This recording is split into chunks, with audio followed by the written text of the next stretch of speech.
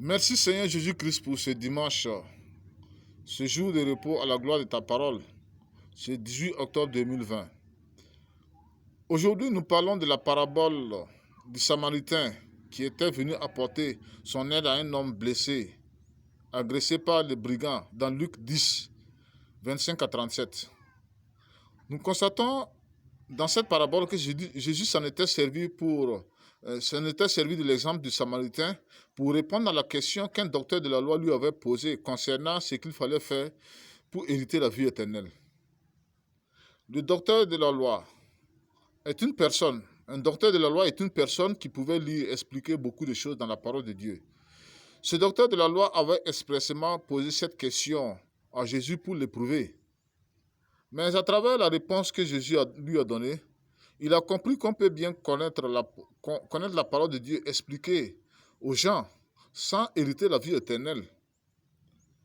Avant de parler du Samaritain qui a eu compassion de celui qui traînait sur le chemin dans ses blessures, nous voyons que Jésus avait parlé d'un sacrificateur qui passait à côté de l'homme blessé sans chercher à soigner ses blessures. Or, nous savons tous que dans l'Ancien Testament, les sacrificateurs avaient aussi pour rôle de prendre soin, de soigner les malades, les blessés.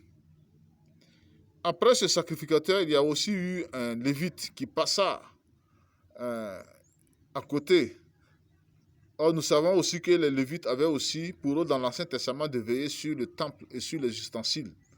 Ce qui voudrait dire qu'en principe, le lévite devrait prendre son temps pour assister le blessé jusqu'à ce que celui qui est chargé de soigner les blessures vienne. Mais nous voyons aussi que le lévite passait à côté de l'homme blessé sans lui apporter son assistance. Mais autour de ce Samaritain qui n'adorait pas le même Dieu, n'adorait pas le Dieu de la Bible, comme les sacrificateurs et les lévites, nous voyons bien que c'est ce dernier qui a fait ce que le sacrificateur et le lévite devraient faire sur cet homme blessé.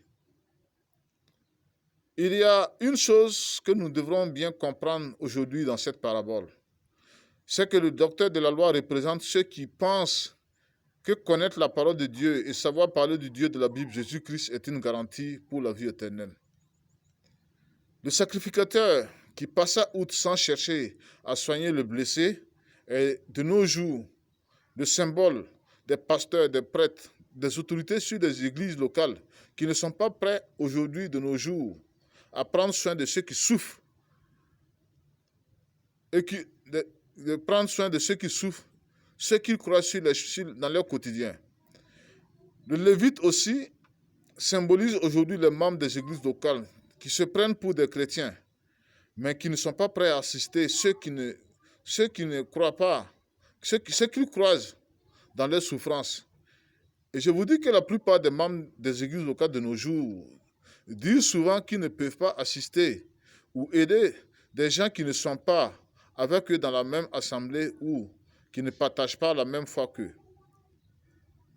Le lévite représente aujourd'hui, selon le plan de Jésus-Christ dans la Bible, des païens qui se convertissent en Christ en dehors des églises locales. Ce sont ces nouveaux convertis en Christ qui ne fréquentent pas les églises locales, qui manifestent au monde qu'ils sont des enfants de Dieu à travers leurs bonnes œuvres. Aujourd'hui, alors que le diable est sorti de sa prison pour endurcir le cœur des gens, vous allez remarquer que les autorités dans les églises et leurs membres soumis au diable se comportent exactement comme ce sacrificateur et ce lévite dans cette parabole du Samaritain.